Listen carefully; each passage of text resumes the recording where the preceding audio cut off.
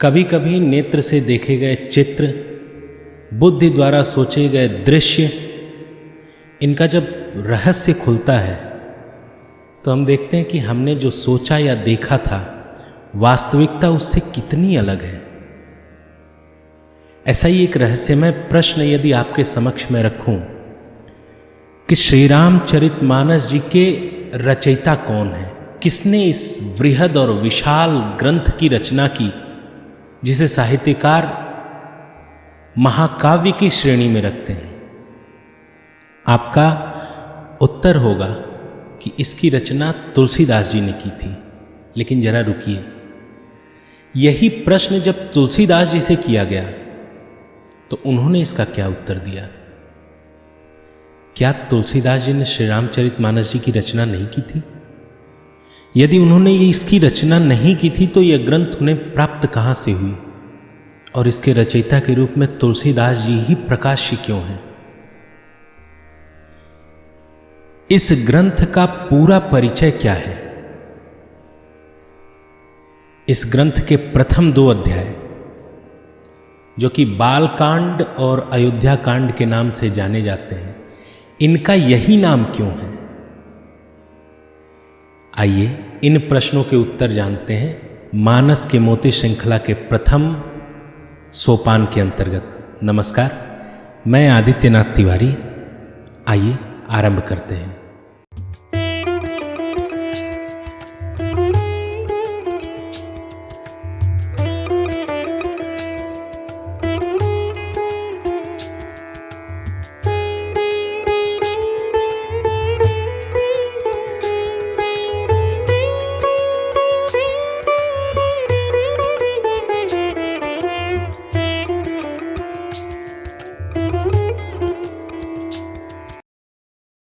श्री सीतारामाभ्यां नमः। ओम। आइए गोस्वामी तुलसीदास जी द्वारा भगवान श्री सीताराम जी के अपार गुण समुद्र को जिस मानस में संचित करने का प्रयत्न किया गया है, उस मानस से कुछ जल बिंदु को छंद के रूप में गायन करके श्रवण करके इस श्रवण पुट से अपने मानस में उतारने का प्रयत्न करते हैं। नमस्कार, मैं आदित्यनाथ तिवारी। जैसा कि हमने पूर्व सूचित किया था आपको कि हम लोग बैठेंगे और भगवान श्री राम के चरित्र का गायन करेंगे, और यह गायन, इस गायन का आधार ग्रंथ जो रहेंगी वो श्री रामचरितमानस जी रहेंगी। तो आइए आज से आरंभ करते हैं। सबसे पहले हम जिस ग्रंथ को आधार बनाएंगे उस ग्रंथ का एक थोड़ा सा परिचय ले लेते हैं। जब आप पढ़ेंगे तो आपको यह अनुभूति होगी, ऐसा महसूस होगा कि गोस्वामी तुलसीदास जी ने जो रचना की है, जो भाषाबद्ध किया है इस ग्रंथ को, यह केवल एक ग्रंथ कह देना या केवल तुलसीदास जी की रचना कह देना,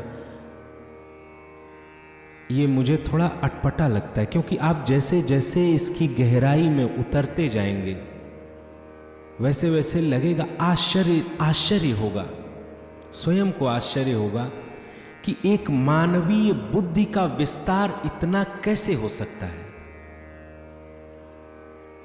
गोस्वामी तुलसीदास जी भक्त थे, भक्त शिरोमणि हैं, और उन्होंने ये लिखा है श्री रामचरितमानस में कि ये मेरी रचना नहीं है। ये श्री रामचरितमानस जी जो है ये मेरी रचना नहीं है। रचा किसने?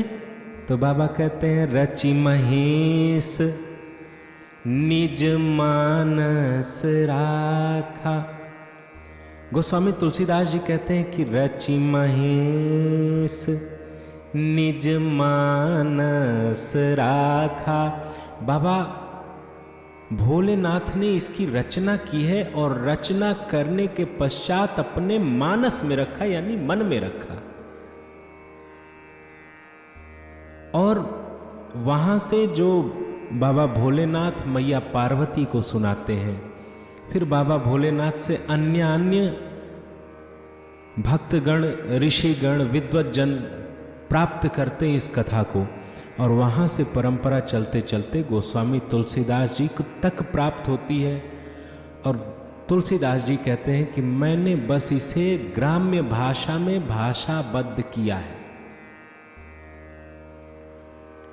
यह विस्तृत, यह विशाल ग्रंथ, सबसे पहले ग्रंथ को प्रणाम। श्री रामचरितमानस जी 7 अध्याय में निबद्ध हैं, जो क्रमशः बालकांड, अयोध्या कांड, अरण्य कांड, किष्किंधा कांड, सुंदर कांड, लंका कांड और उत्तर कांड है। कुछ विद्वान लंका कांड को युद्ध कांड भी कहते हैं। सबसे पहले तो नामकरण पर चर्चा करते हैं। इन अध्यायों के नाम कैसे पड़े हैं? जब हम देखते हैं कि प्रथम अध्याय जिसका नाम बाल कांड पड़ा, बाबा ने बाल कांड लिखा, तो इस बाल कांड में भगवान श्री राम के बाल लीला का वर्णन है। आरंभ में मंगलाचरण है, फिर वंदना है लगभग 43 दोहे तक। उसके पश्चात कथा शुरू होती है जिसमें भगवान शिव के और मैया सती के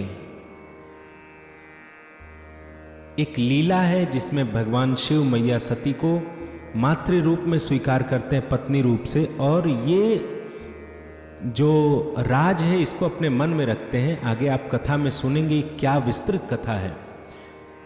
जिस परित्याग के कारण मैया अपना शरीर छोड़ती हैं और पुनर्जन्म होता है मैया का पार्वती माँ के रूप में।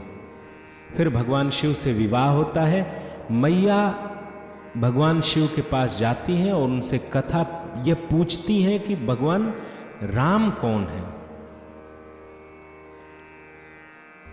यही प्रश्न और इसी प्रश्न का उत्तर पूरी श्री रामचरितमानस जी में है। आपको पता हो कि श्री रामचरितमानस जी का पूरा जो प्रबंध है ये 4 वक्ता और 4 श्रोता के मध्य का प्रबंध है। प्रथम वक्ता है भगवान भोलेनाथ और श्रोता है मैया पार्वती। पुनः याज्ञवल्क जी वक्ता हैं, भरद्वाज जी श्रोता हैं, इधर काकभूषुंडी जी वक्ता हैं और गरुण जी श्रोता हैं, और चौथे बाबा तुलसीदास जी कह रहे हैं, और श्रोता के रूप में हम सब हैं। उनका स्वयं का मन है, कहीं संत समाज को संबोधित उन्होंने किया है। तो इस प्रकार 4 वक्ता हैं और 4 श्रोता हैं, जिनमें से प्रथम 2 वक्ता का जो वर्णन आता है वो बालकांड में ही आता है। याज्ञवल्क जी शुरू करते हैं और यहीं से कथा भी शुरू होती है। भरद्वाज जी याज्ञवल्क जी से पूछते हैं कि प्रभु राम कौन, जिसके उत्तर में याज्ञवल्क जी कथा आरंभ करते हैं और भगवान शिव के विवाह चरित्र की कथा सुनाते हैं। तत्पश्चात भगवान राम के जन्म की कथा सुनाते हैं, जिसको हम लोग आने वाले समय में अत्यंत विस्तार से समझेंगे, सुनेंगे। भगवान शिव के विवाह के पश्चात भगवान श्री राम का जन्म और जन्म के पूर्व जन्म के कारण पुनः रावण के जन्म का कारण, तब भगवान श्री राम का जन्मोत्सव, उनकी बाल लीला, तत्पश्चात यज्ञोपवीत संस्कार और गुरुदेव के यहाँ प्रस्थान, विद्या अध्ययन, पुनः अपने पिता के घर आना। इसके पश्चात विश्वामित्र जी का आना और भगवान श्री राम और लक्ष्मण जी को दशरथ जी से याचना करके लेके अपने यज्ञ रक्षा के लिए निकलना। इस मार्ग में ताड़का का वध,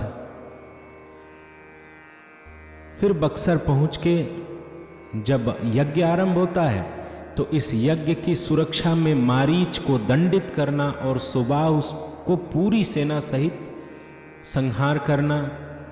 यज्ञ पूर्णाहुति के पश्चात गुरुदेव की आज्ञा पर गुरुदेव के साथ एक यात्रा करना। ये यात्रा कहाँ की थी? तो गुरु के आश्रम से जनकपुर की यात्रा थी। इस यात्रा के मध्य ऋषि पत्नी मैया अहल्या का उद्धार, गंगा पूजन, दान दक्षिणा, तत्पश्चात जनकपुर में प्रवेश, फिर जनकपुर की लीला, विवाह की लीला और विवाह के पश्चात बारात का लौट के अयोध्या जी में आगमन। ये पूरी कथा बालकांड में वर्णित है।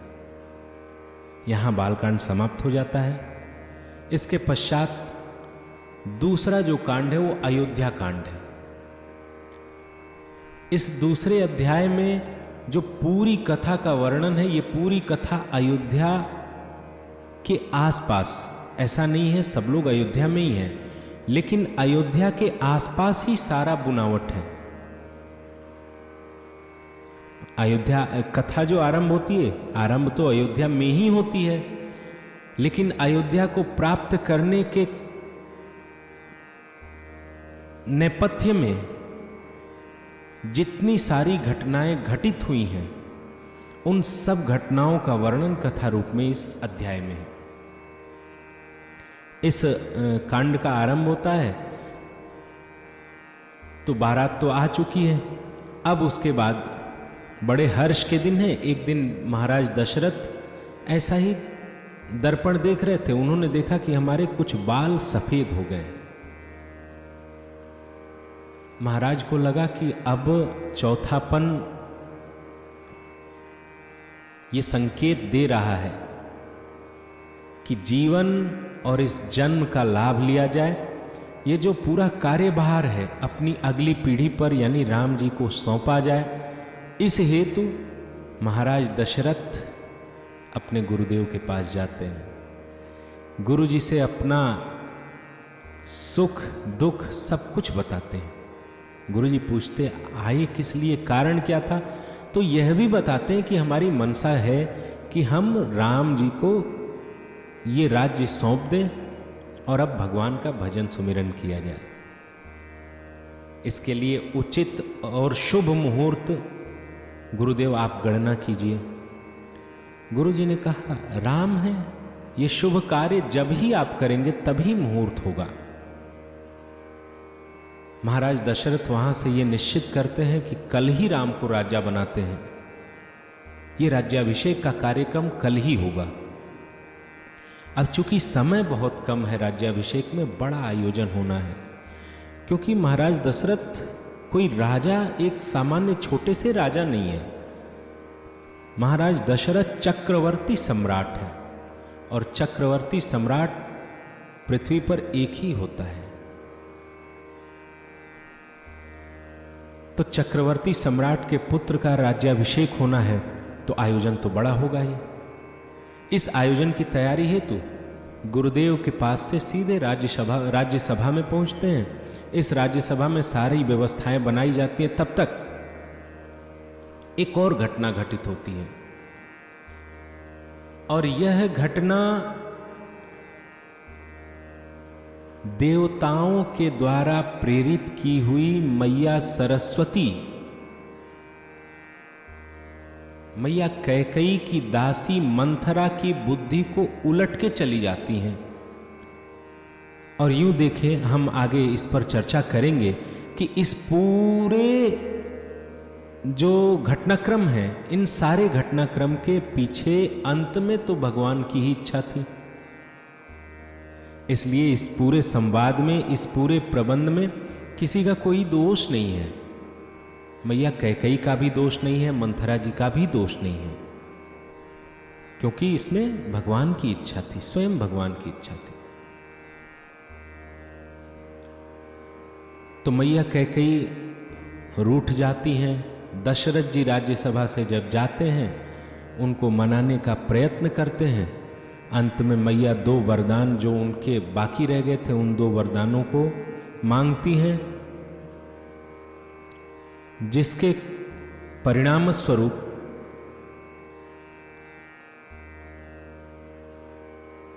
भैया भरत को राज्य और भगवान श्री राम को 14 वर्ष का वनवास होना था। भगवान तो वनवास पे चले गए। इस समय भरत जी और शत्रुघ्न जी अपनी ननिहाल में थे। भगवान श्री राम वनवास को प्रस्थान करते हैं, उनके साथ पूरी प्रजा भी चलती है।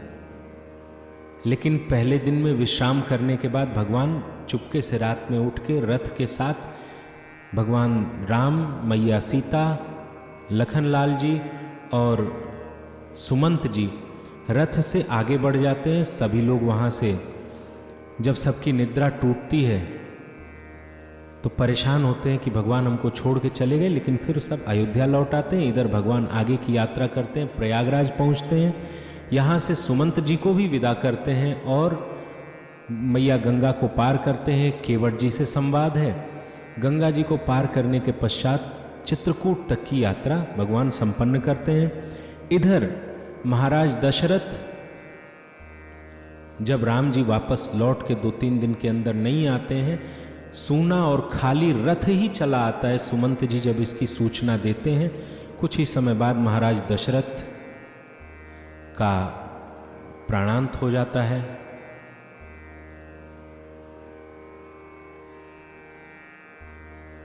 इस विकट घड़ी में जबकि भगवान श्री राम भी नहीं है अयोध्या जी में, महाराज दशरथ का प्राणांत हो गया, लखन लाल भी राम जी के साथ चले गए हैं और भरत जी और शत्रुघ्न जी अपने ननिहाल में हैं। गुरुदेव सारी व्यवस्था सारे संहार करते हैं और भरत जी को बुलाते हैं। फिर भैया भरत महाराज दशरथ का श्राद्ध करते हैं, विधिवत श्राद्ध करते हैं और फिर पूरा समाज लेके भगवान श्री राम के पास पहुंचते हैं। भगवान श्री राम भरत जी को समझाते हैं और ये बड़ा विस्तृत और वृहद संवाद है, आगे हम इस पर चर्चा करेंगे। भरत जी वो चरण पादुका लेके वापस लौटते हैं और इस चरण पादुका को पधराते हैं राज सिंहासन पे। स्वयं सिंहासन के समक्ष इस चरण पादुका से आज्ञा लेके शासन का संभाल करते हैं और अपना निवास राज समाज से दूर नंदीग्राम में बनाते हैं। यहाँ तक कि पूरी कथा अयोध्या कांड में वर्णित है।